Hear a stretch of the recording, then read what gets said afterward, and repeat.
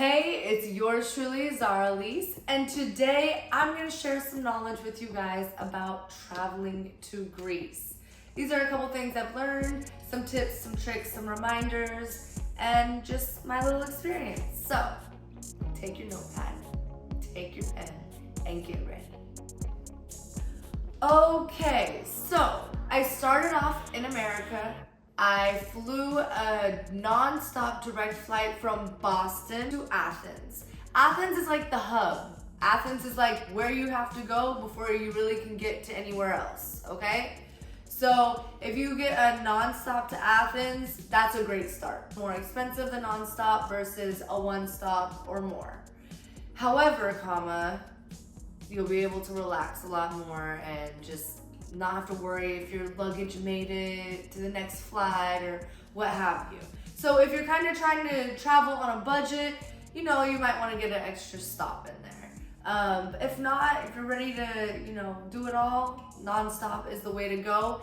I live in LA and Miami, and there was no direct flights from LA or Miami. It's better to fly from the East Coast to Greece. There's more direct options.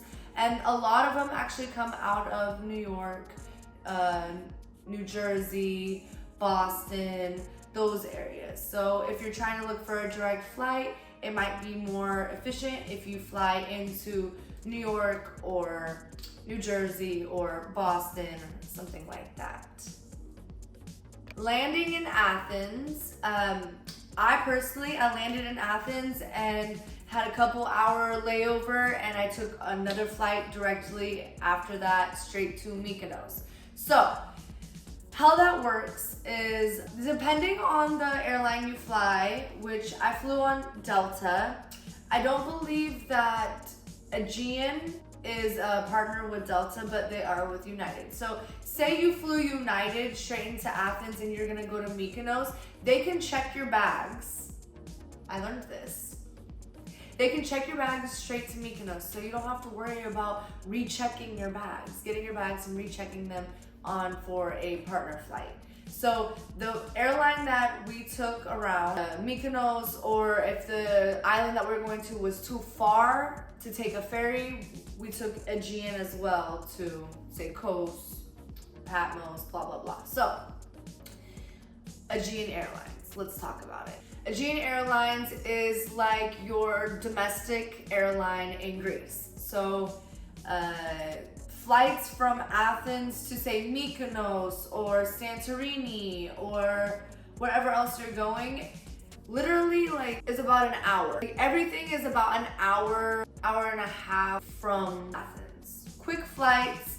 I'm gonna talk about business versus economy on these flights.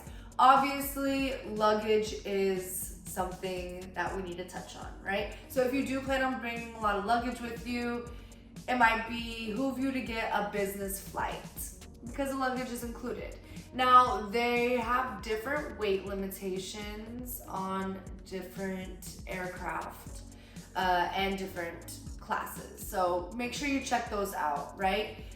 All of the pricing is in euros. Don't forget, if you're from America, your money isn't shit. No, just joking. But that's how it feels like half the time. So, if we're talking about budget, you want to fly economy on Aegean, it's not that bad for an hour flight. I think you can probably suffer through it.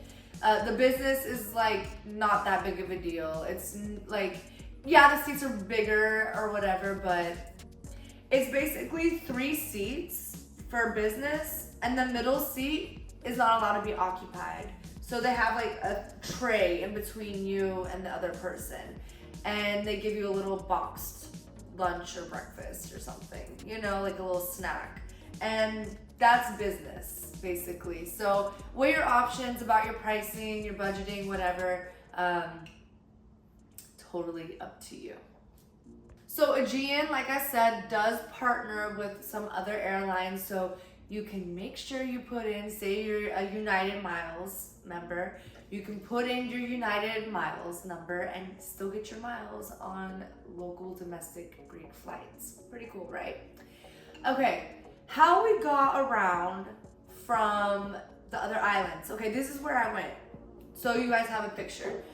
I flew into Athens, and the same day, like I said, I flew to Mykonos. The flight from Boston to Athens is like 9 hours, almost 9 hours, 8 something hours direct, got off, and then it was about an hour to Mykonos. Flew Aegean. But when we were leaving Mykonos, we were going to an island called Paros. It's gonna be the new It Island. Don't worry about Mykonos as much. I know you hear a lot about it right now. Don't worry about it as much.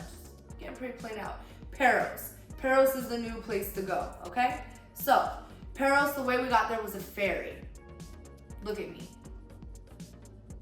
I don't even know the last time I traveled on a ferry. Like, I must have been a child. Obviously, my grandparents made me do it or something. I don't know, but yes, a ferry. Now, let's talk about this ferry. So there's a couple different ferries you can take. There's different class of tickets. Now, don't get bamboozled here because the ferry, if it's not a long journey, who cares really about the class? The class has nothing to do with whether you'll get help with your luggage.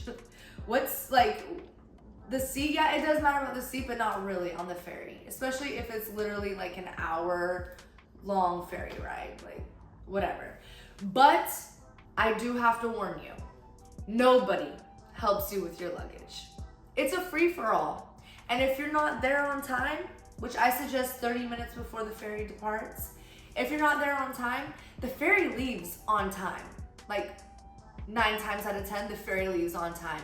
And when I say on time, I mean it's already off of the dock by the time hits that it was supposed to depart. So don't be late for the ferry because they will leave you and they do not care. Just know you do have to carry your own luggage and you leave it unattended and you carry it off. Also with the ferry, some of the ferries do allow you to buy Wi-Fi on there. A lot of them have little snack like booths. You can get your coffee, your chips, a little sandwich, whatever. You can go outside and look at the other islands that you're passing by. So like I said, there's a couple different kinds of ferries, couple different classes of tickets. If you don't really care that much, it's a short ride, economy is cool for the ferry. Now, buying ferry tickets. There's 2 ways, but the best way to buy is online. You also do have to check in online for your ferry. Everything is in euros. Some of them did not take Amex. If you do plan on traveling with your Amex, make sure you also bring a visa. Also, while traveling on the ferry, you do not need your ID or your passport. Blew my mind. Commit a crime and hop on a ferry. I mean, I'm not condoning that. I'm just saying, like, whoa. Okay? All right. Now we're gonna talk about what to bring with you to Greece.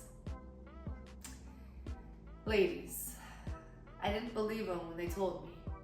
I didn't believe them when they told me you're not gonna be wearing heels out there. I know. You've laid all your outfits out. You've put the shoes to every outfit. You're going out at night. You have your heels. Guess what? You're not wearing them. You're not. If you look around, if you see a woman in heels, guess what? Oh, it's her first time here. She didn't know any better. They're gonna look at you like, you idiot. Because it's cobblestone, dirt, marble, which is very slippery, unpaved road. Don't bring any spike heels. The most you can do is a little wedge, you know, a little block heel is probably the most that you can do. I do not suggest heels. I was devastated when they told me that. I still brought a pair and I did not wear them once. So bring your sandals, bring your sneakers, bring your variety of sandals. I'm telling you, you're gonna be happy you did. But make sure they're comfortable. It's a lot of walking, okay? Also, some other necessities to bring to Greece would be a converter for your cell phone chargers, laptop chargers, curling iron, blew the flute for the fuse, turned out all the electricity in the room. It wasn't me actually, believe it or not, but it happened. So bring your converters, you're gonna need them. Also, I would say my experience in Greece, I stayed at 4 and 5 star hotels. I will say some of the islands are really small, so their 5-star is not what we're used to as a 5-star hotel. I know, shocking. With that being said, bring your own washcloth. Some of the places did not have washcloths. They had, larger face towels and stuff, but if you regularly shower with a washcloth, bring an extra washcloth or steal one from a different hotel. Depending on the island you go to and the time of year that you go, some of the islands are a little windier than others. So like Mykonos was a bit more windy than, say, Santorini, right? So bring a light jacket or a long sleeve or two, depending on how long you're staying. You might need it if the wind does get to you. Also, I don't really know too many people that would forget this, but bring some sunglasses or buy some there, because that sun is sunning. And when the sun goes down, it's so bright and at eye level. You want to look at it because it's so beautiful, but your eyes are going to hurt. So bring your sunglasses. Also, I suggest just bringing some money with you. They do not accept US dollars pretty much anywhere, not even at hotels. So exchange your money. I feel like one of the most decent prices I got was actually at a ferry ticket booth. If you're exchanging like $100, you're gonna get probably 70 euros. Let's talk about the food. I'm ashamed to say that I probably spent about like $3,000 just in food. I went on an eating tour. I did. This is my confession. So what I did was I would get the rate at the hotel where breakfast is included. If you don't eat breakfast, then obviously don't do it. But it's good to have a good start to your day and not have to worry too much. Maybe you can eat a large breakfast, not eat some lunch, and have a earlier dinner, and you'll save some money. That was not the case. I had my 3 square meals a day and a snack or two. Afternoon tea for sure. I read before going to Greece that some people said it was okay to drink the water there. Some people said it was not.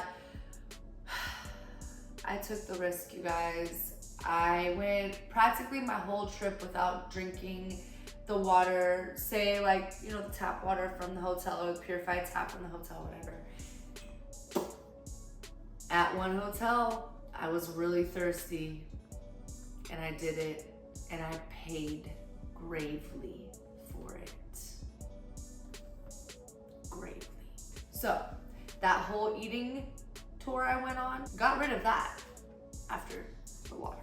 We'll just say that much. Stick to the bottled water. It's not that hard. It's a little more expensive, but it's not that hard. It's worth it. Your stomach will be happy. The food is so fresh. It tastes like food. Every day, I definitely had Greek salad every day. I had sea brim or a sea bass every day, and I had lamb pretty much every day. Those 3 things, and I didn't get tired of it for the 20 days until probably the 21st day. But there's other dishes. You have to explore the dishes, man. The lamb, if you're not a big lamb fan, they have lamb in multiple different ways. So they have stewed lamb, they have lamb chops, they have, like a leg of lamb. They have like a clay pot lamb. Like, explore it. It's delicious. Greek yogurt, delicious. With the honey, man, their honey over there, I don't know, you guys. It's just, one of the places is literally you're just scraping the honeycomb into your bowl or onto your plate. Like, fresh, so fresh. I want this to be in big bold over down here. Warning, warning, make a reservation. You need a reservation for everything, especially if you're going in peak season, you know, the summer. Make a reservation for everything. And watch out for those cancellation fees. Lord, those cancellation fees. If you do not cancel in the amount of time, they're charging your card that you put on file to make that reservation. Do not make this mistake. With all of that being said, Greece was a great learning experience. I do suggest trying local things while there, local activities, like looking up what each island is known for, picking the island based on what you like to do, and giving yourself enough time. That was one thing I didn't do. I didn't realize that 2 or 3 days was not going to be enough time on each island, except for Athens. It's a city just like any other city, so I feel that 2 days is plenty of time in Athens to see what you want to see, do what you want to do, and shop how you want to shop. If you want to know what my favorite islands were or whatever, I really can't tell you my favorite island, but I can tell you a couple of my favorite islands. And this is partly because I don't feel like I got enough time in each place. Make sure you make the time because there's a lot to see, and some of the islands have a lot of history on them. So I will say Mykonos is pretty cool. Be prepared for the reservations needed, the $40 minimum taxi rides. Even if you go 2 minutes, it's 40 euros, okay? Which is about like almost $60 for us, okay? For 2 minutes, right? Keep it in mind.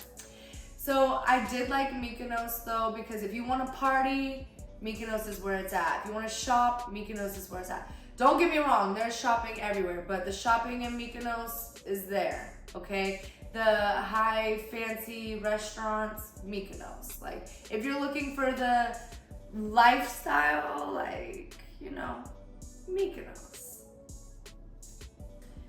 One of my other favorite islands would be Crete. Now, the reason I liked Crete so much, which I wish I had more time there, was because I'm an adventure person, I'm an activities person. Crete has a lot to do. It's not as expensive as some of the other islands. The people were pretty nice there, actually.